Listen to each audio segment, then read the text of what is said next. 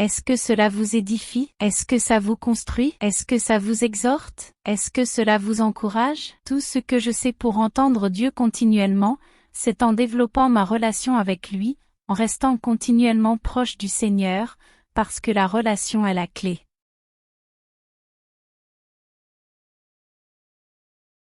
Connaître la voix de Dieu par vous-même est un enseignement très important aujourd'hui parce que certaines personnes courent après le prophétique et je pense que certains d'entre eux ont perdu l'équilibre avec cela. Nous avons besoin du prophétique, mais comment pouvons-nous entendre la voix de Dieu par nous-mêmes? Aujourd'hui, je pense que le prophétique a été un peu déséquilibré dans certains cercles. Aujourd'hui, les gens recherchent la voix prophétique plus que nécessaire. Même si nous avons besoin du prophétique, nous avons besoin de l'empressement à venir et à dire, comme Paul l'apôtre, « Voici ce qui s'en vient, alors préparez-vous à cela et ainsi de suite. » Mais j'ai découvert à travers Colossiens et d'autres parties de la parole que vous et moi pouvons entendre Dieu par nous-mêmes, mais il y a un secret ici et il y a une clé. Il y a un véritable secret dans la connaissance de la voix de Dieu. Écoutez, je suis dans le ministère depuis plus de 48 ans et j'ai eu des moments où je devais vraiment regarder Dieu et écouter clairement sa voix. Je ne pouvais pas attendre que quelqu'un entende pour moi parce que parfois, quand quelqu'un a pour vous, il n'entend pas le même message que vous souhaiteriez entendre. Colossiens, 1 verset 9 pour cette cause, ce soir, parce que cela contient le véritable cœur, le véritable secret clair, la vraie réponse pour cette cause. C'est pourquoi nous aussi, depuis le jour où nous en avons été informés, n'avons cessé de prier Dieu pour vous, et de demander que vous soyez remplis de la connaissance de sa volonté, en toute sagesse et compréhension spirituelle. Ainsi, connaître la voix de Dieu, connaître la volonté de Dieu, c'est plus que apprendre quelques techniques d'orientation ou appliquer certains principes pour savoir ce que Dieu dit ou chercher un autre mot. Vous savez, j'ai vu des gens qui cherchaient toujours une parole du Seigneur parce qu'ils ne l'entendaient pas par eux-mêmes. Et nous avons tous besoin d'entendre la voix de Dieu pour nous-mêmes. Et nous avons besoin de l'entendre souvent. J'en ai souvent besoin dans ma propre vie et dans mon cœur et vous aussi. Mais nous n'avons pas toujours besoin de quelqu'un pour nous dire ce que Dieu dit. Nous pouvons entendre Dieu par nous-mêmes. Et je pense que cela nous dit que nous devons moins penser aux dons et aux méthodes, etc., et plus à la relation avec Jésus. Notre relation avec le Seigneur est ici la véritable clé de cette cause. Colossiens, 1 verset 9 dit, « Nous aussi, depuis le jour où nous l'avons entendu, ne cessons de prier pour vous. Désirez que vous soyez remplis de la connaissance de sa volonté en toute sagesse et compréhension spirituelle afin que vous puissiez marcher d'une manière digne du Seigneur. » Maintenant, Dieu Tout-Puissant, dans Exode 13, 21, dit à Israël, il dit, « Écoute, tout ce que tu as à faire est de me suivre. Je t'emmènerai à la terre promise, suis-moi. » Et la raison pour laquelle je traite de cela aujourd'hui, et j'en ai déjà parlé dans le passé, c'est parce que certaines personnes ne comprennent pas vraiment complètement le prophétique. Le prophétique a 4 domaines différents. Ce numéro 1, c'est la prophétie de l'Écriture, dont nous avons besoin tout le temps, vous et moi, c'est la Bible. Alors Dieu nous parle à travers sa parole. Deuxièmement, il y a la fonction de prophète. Nous en avons encore besoin, bien sûr, comme une Agaba. Ensuite, il y a l'atmosphère prophétique. Il y a l'atmosphère prophétique, qui est d'ailleurs appelée l'esprit de prophétie dans l'Apocalypse. Et c'est l'atmosphère où l'onction coule et où Dieu parle à son peuple. Et puis, numéro 4, il y a le don de prophétie. Mais il y a une frontière autour de tout cela, appelée rédemption. Tout ce qui est en dehors de la rédemption ne vient pas du Seigneur. Quand les gens veulent savoir des choses qui n'ont rien à voir avec la rédemption, ils vont en dehors des Écritures, en dehors de la volonté de Dieu, en dehors de la voix de Dieu. Et c'est là que les gens ont des ennuis. Mais tout cela doit rester dans les limites de la rédemption. Alors, chaque fois que Dieu parle prophétiquement à travers quelqu'un, demandez-vous, qu'est-ce que cela a à voir avec ma rédemption? Si c'est dans la rédemption, c'est Dieu. S'il s'agit d'une rédemption extérieure, ce n'est pas le Seigneur. Et aussi cela doit aussi avoir 3 résultats, les édifier, les exhorter, les consoler. Est-ce que cela vous édifie? Est-ce que ça vous construit? Est-ce que ça vous exhorte? Est-ce que cela vous encourage? Tout ce que je sais pour entendre Dieu continuellement, c'est en développant ma relation avec lui, en restant continuellement proche du Seigneur, parce que la relation est la clé. Et je pense que maintenant, cela pourrait contrarier quelqu'un quand je dis cela, je pense que lorsque vous voyez des gens chercher la voix de Dieu auprès des autres, c'est parce qu'ils vivent dans la désobéissance. Vous ne pouvez pas entendre Dieu si vous vivez dans la désobéissance.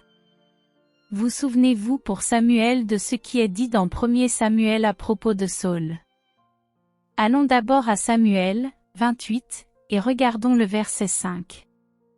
Et il est dit dessus, quand Saül vit la maison des Philistins, il eut peur et son cœur trembla grandement. Il y a des moments où les gens ont besoin d'un mot parce qu'ils ont tellement peur de quoi? Qu'est-ce qui va se passer? Il est dit que lorsque Saül interrogea le Seigneur ne répondit pas. Pas maintenant ni par les rêves, ni par l'Urim, ni par les prophètes. Puis il est dit, Saül dit au souverain, cherchez-moi, une femme qui évoque les morts. Pourquoi est-ce? L'homme vit dans la désobéissance, donc Dieu ne peut parler à personne qui vit dans la désobéissance, même pas par l'intermédiaire des prophètes. Vous n'entendrez pas la voix de Dieu si vous y vivez. Vous pouvez recevoir une parole, mais cela ne vient pas de Dieu. Il est dit, lorsque Saül interrogea l'Éternel, l'Éternel ne lui répondit ni par des songes, ni par l'Urim, que le souverain sacrificateur portait sur sa poitrine, ni par des prophètes. Alors Saül dit, cherchez-moi, une femme qui évoque les morts, afin que j'aille vers elle et que je m'enquière d'elle. Et puis, bien sûr, il se déguise au verset 8, puis il va vers cette femme et dit, partagez-moi par l'esprit familier, faites-moi monter celui que je nommerai. Et la femme lui dit, voici, tu sais que Saül a fait ce qu'il a fait en disant essentiellement que toute personne impliquée dans la sorcellerie devrait être tuée. Elle ne savait pas qu'il était le roi. Puis plus tard, elle a découvert qu'il était le roi au verset 11, lorsqu'elle a appelé Samuel et il est dit qu'elle a pleuré et ainsi de suite.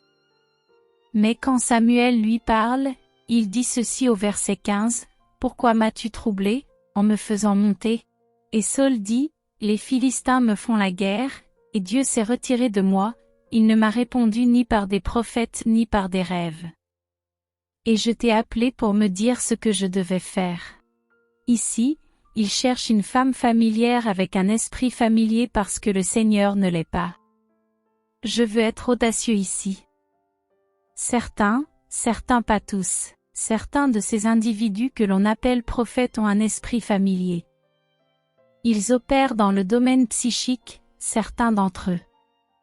Ils n'agissent pas par le Saint-Esprit du Seigneur parce qu'ils s'occupent de choses qui ne sont pas bibliques, qui sortent du pays de la rédemption.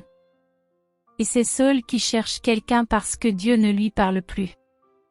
Et la Bible est très claire. La raison pour laquelle les gens ne peuvent pas entendre parler de Dieu et la raison pour laquelle certains d'entre eux sont si désespérés d'avoir un mot est parce que Psaume 66, verset 18 explique très clairement pourquoi.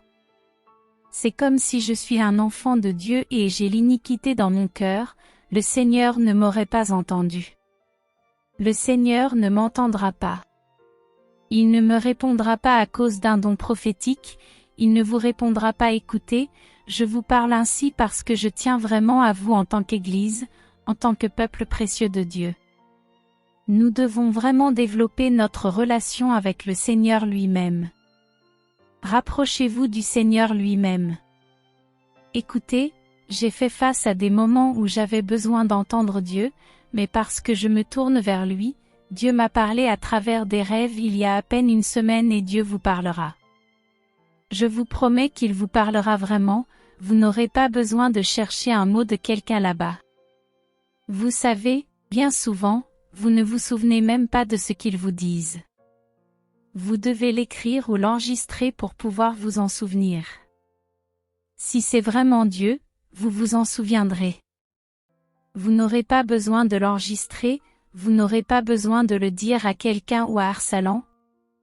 Voilà donc des promesses d'édification, d'exhortation et de réconfort. Et tous ces trois sont combinés en mémoire. Comment puis-je être édifié si je ne me souviens pas de ce que l'individu a dit? Comment puis-je être encouragé et exhorté si je ne me souviens de rien de ce qu'ils disent? Ou comment puis-je être réconforté si je sais? Alors si vous oubliez ce que quelqu'un vous dit, ce n'est pas le Seigneur car la voix de Dieu ne peut être oubliée. Vous ne pouvez pas l'oublier. Écoutez, écoutez, j'ai reçu des prophéties de la part de vrais prophètes au fil des années, d'accord? Par de vrais hommes et femmes de Dieu. Je m'en souviens encore aujourd'hui, il y a des années, lorsque j'avais Oral Roberts. Et je me souviens encore de ce qu'ils ont dit parce qu'ils parlaient du ciel. C'était la vraie parole du Seigneur, pas quelque chose qu'on oublie. Savez-vous qu'il y avait un homme à Jérusalem, John William Vandal Rubin, qui m'a dit un mot dans les années 70. Je m'en souviens encore aujourd'hui. Cette parole me donne une force immense, un encouragement immense, un réconfort immense et même si ce que vous savez ne s'accomplit pas avant un certain temps, vous vous en souvenez encore, vous savez, Dieu le réalisera. J'étais assis à Paris une fois avec lui et tu sais quoi? Beaucoup de ces gens ne se disent même pas prophètes. Ceux qui connaissent la voix de Dieu ne se disent même pas prophètes. Un homme s'est assis avec moi dans un restaurant à Paris et m'a expliqué ce qu'il était. Il était missionnaire en Égypte, ce jeu est un mot si clair. Et je vous le dis encore aujourd'hui, je peux vous dire tout ce qu'il m'a dit parce que cela venait du Saint-Esprit. Si ce n'est pas le Saint-Esprit, vous l'oublierez. Permettez-moi de vous poser une question. Vous souvenez-vous de cette prophétie que vous avez entendue de la part de quelqu'un qui vous l'a donnée? Si c'est le cas, alors Dieu leur a vraiment parlé. Si vous ne le faites pas, ce n'est pas le Seigneur. Ce n'est pas le Seigneur.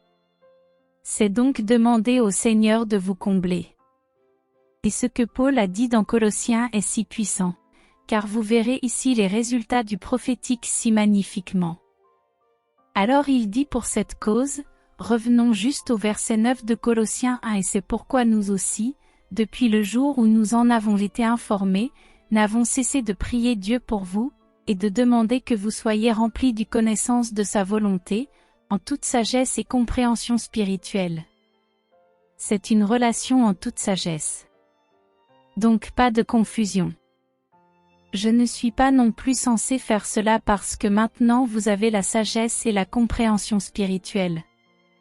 Je veux dire, cela me dit que vous n'aurez jamais besoin de quelqu'un pour vous dire ce que Dieu dit et ce qu'un Dieu vous dit, parce que vous aurez une connaissance totale, une sagesse totale et une compréhension spirituelle.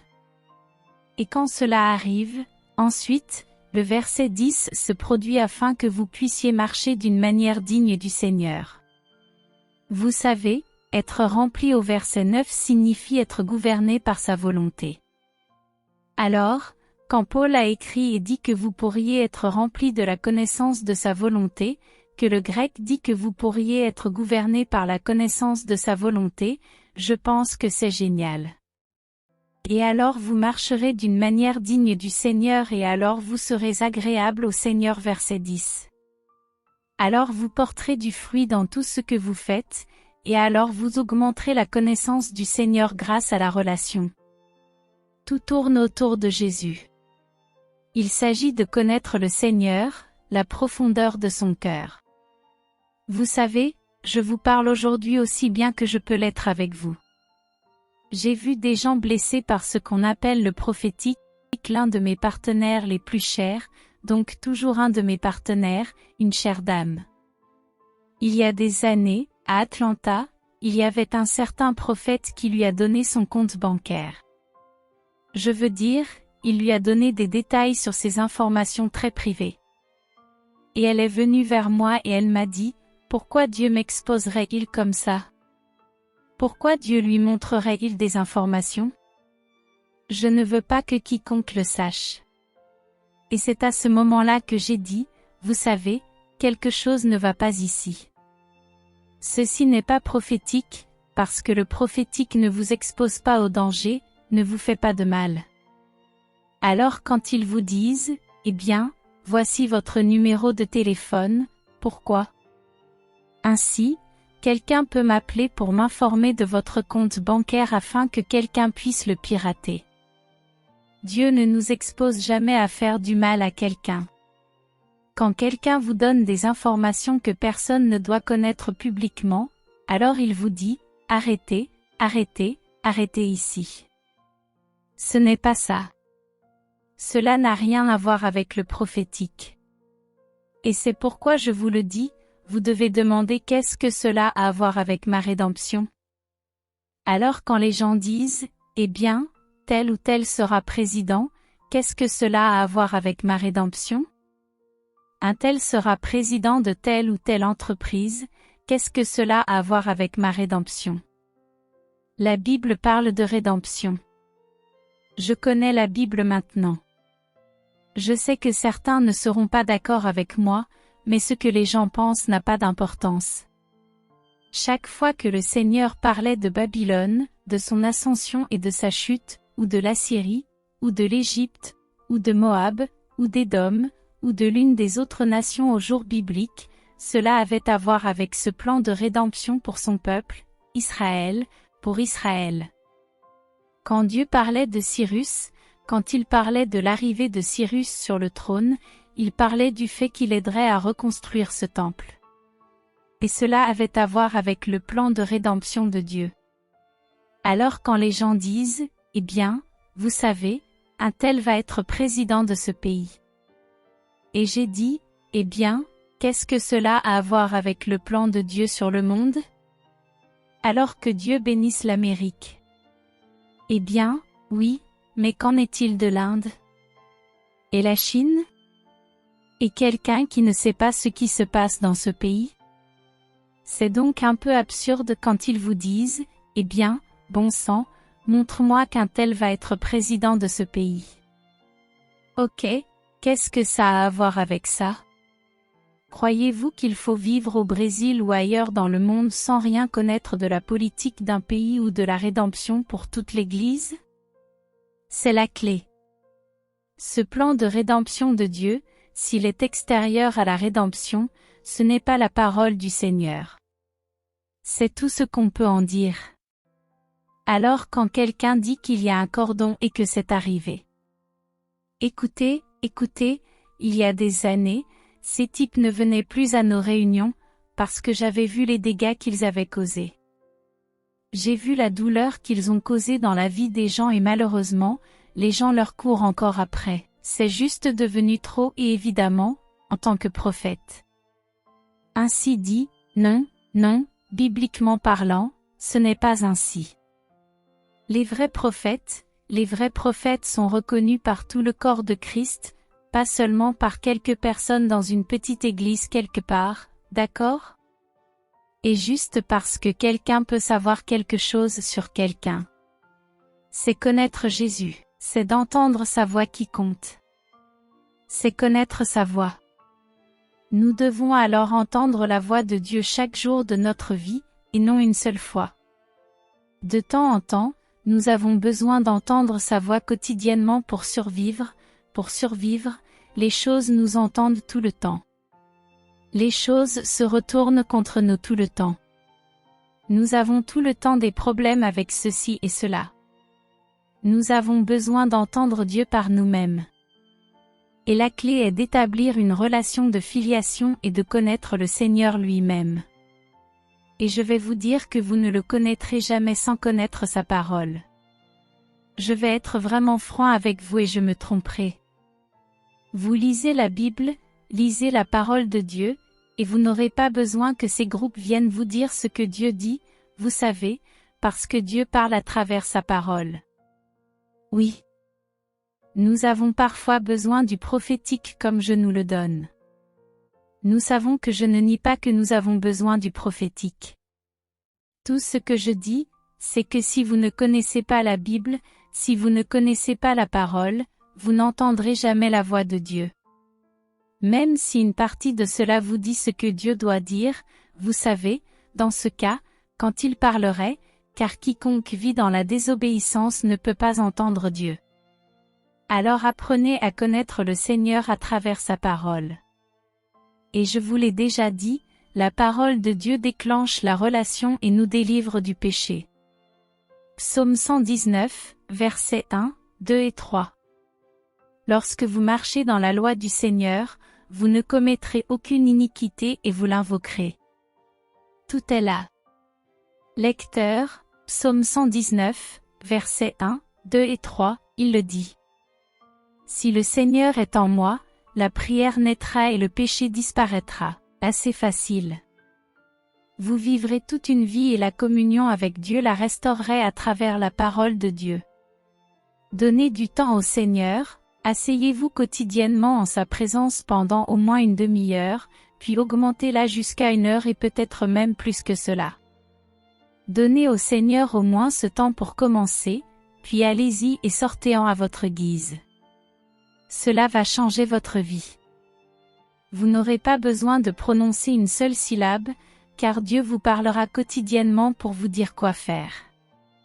J'ai eu une situation il y a seulement quelques jours et Dieu m'a parlé dans un rêve si clairement et Dieu fera de même pour toi. Je veux jouer avec toi. Allez, allons-y, tendons-nous les mains avec moi. Je tends mes mains et mon cœur vers toi. Et je vais demander à Dieu de vous amener à cet endroit dans votre relation avec lui. Veux-tu entendre sa voix, Père, au nom de Jésus, Seigneur, je prie au nom de Jésus pour que ton merveilleux enfant, ton peuple entende ta voix en développant cette relation précieuse avec toi, Seigneur, à dissiper le brouillard. S'il vous plaît, supprimez tous les nuages qui éclairent à nouveau la vie, en clarifiant votre volonté et votre façon de vivre afin qu'il sache quoi faire. Seigneur, si quelqu'un en ce moment cherche des conseils, précieux Jésus leur a révélé quoi faire à travers ta parole bénie alors qu'ils apprennent à connaître ton glorieux homonyme et le peuple de Dieu a dit Amen. Amen et non, non et non. Ouvrir votre Bible et faire cela ne fonctionne pas. Vous savez comment connaître le Seigneur que vous dépensez. Je vous le promets, si vous passez du temps avec un peu juste pendant les 3 prochains jours, pendant 3 jours chaque jour, passez simplement une bonne heure avec lui, mettez un peu d'adoration et lisez votre Bible. Il vous parlera comme ça. Vous saurez exactement ce que Dieu veut que vous fassiez et quelle réponse il vous donne.